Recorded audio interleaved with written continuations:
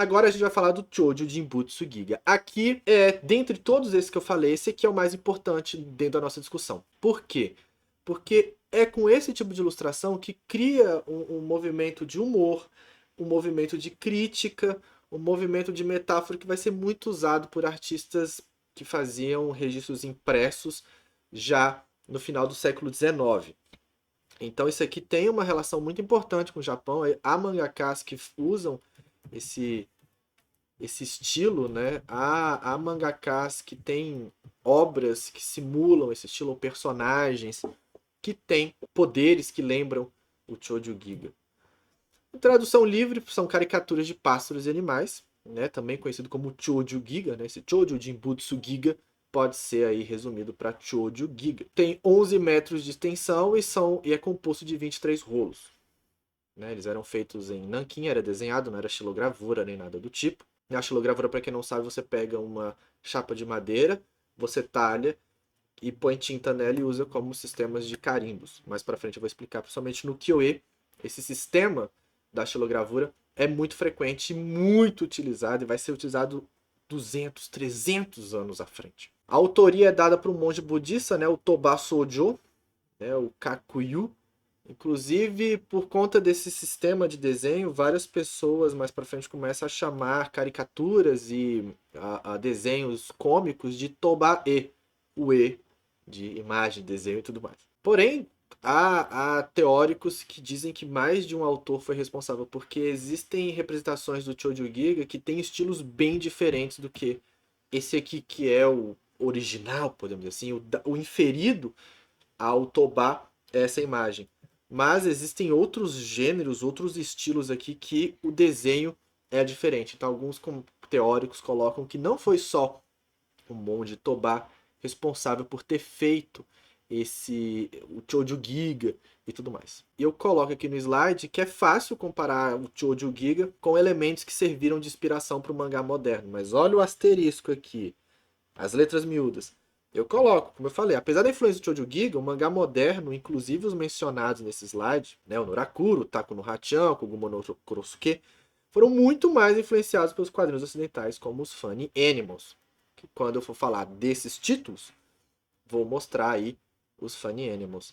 E esses títulos, né, Norakuro, Taku no Hachan e tudo mais, eram feitos, né, no final da década de 20, entre 20 e 40, eles foram publicados, feitos e popularizados nesse período. Né? E eles usavam o começo do mangá, né, pelo menos os mais famosos assim, utilizavam muito o artifício do animal antropomorfizado, né? Essa metáfora aí de que animais agindo como adultos e por aí vai. Como eu falo para vocês, né, o lance da leitura da direita para a esquerda, a gente consegue ver aqui.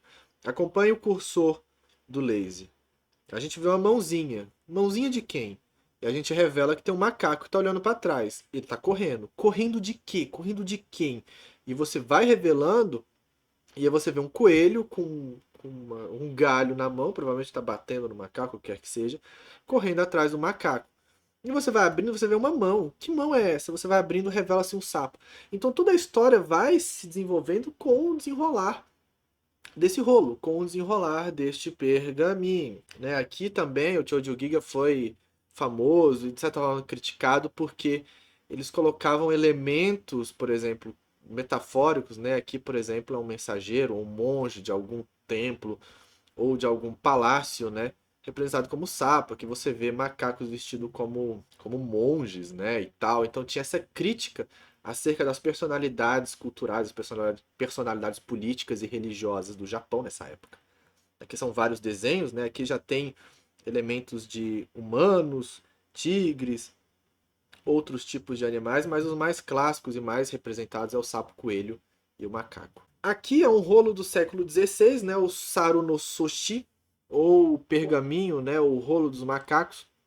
Já é bem posterior, né, ao século II do Choujou Giga. A gente vê animais antropomorfizados representando pessoas da corte. Aqui a gente tem uma liteira e dentro dessa liteira tem aí o imperador ou a concubina do imperador, enquanto é carregado por guardas, né, representados como macacos.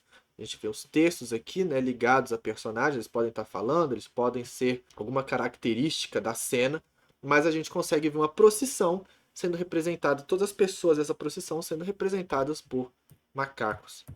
Aqui alguns dos títulos, né, que eu comentei, né, o Norakuro, do Sui Hotagawa, Taku no Hachan, do mesmo autor, né, o Norakuro é um cachorro que luta no front durante a Segunda Guerra Mundial, o Taku no Hachan é um polvo, Koguma no Kurosuke é esse ursinho muito simpático aqui, foi feito pelo Oshimoto Sanpei, aí na década de 30. Depois o Oshimoto Sanpei morre muito cedo e é substituído pelo Hasao, então que ele perde um pouco. Eu vou explicar quando eu chegar quando eu chegar no Koguma no Kurosuke, eu explico para vocês.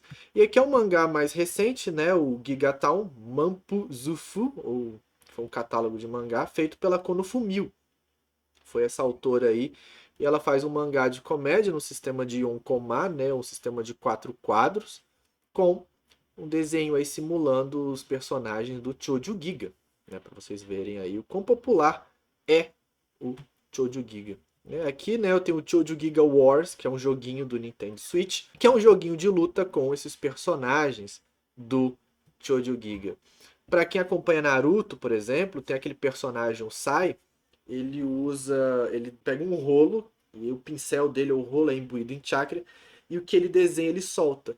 E o desenho que ele usa são de personagens no estilo parecido com Choujou Giga. Então, tô colocando a imagem para vocês, tem esse leão, tem esse tigre, tem esses desenhos que ele faz e que cria, nasce vida, né, desse personagem através do chakra do Sai.